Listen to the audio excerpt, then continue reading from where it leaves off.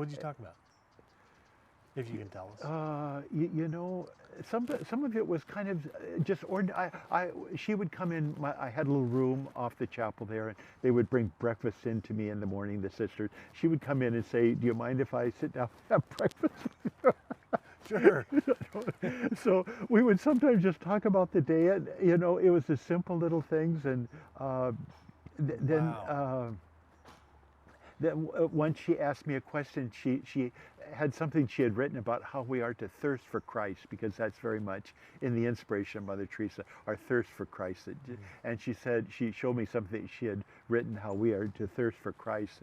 And she said, what do you think of that? And I said, oh, it's very beautiful. And she said, so I want you to preach on that for an hour tomorrow to the whole community. Really? So I had a day to prepare this. Oh my goodness. Anyway, so we kind of talked about different things. Just Wow. we actually talked a lot about her health, because I felt I was sent there to encourage her to go forward in her health, and I felt I had a purpose there. Mm-hmm. And one day, the president of Ireland, Mrs. Robinson, came to visit, and she wanted to meet with Mother Teresa. And the big thing at that time was she was promoting abortions in Ireland.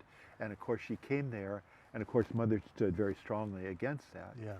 And so I was going out that morning, and Mother said, where are you going? And I said, well, I'm going to go anoint this lady who was sick. And she said, no, no, I want you right here when you meet Mrs. Robinson. And I want you to tell her we don't want any abortions in Ireland. Really? So they came up, the BBC was filming this. It was a big publicity thing. And You said it? and so Mrs. Robinson came, and she saw Mother there, and I was standing next to her.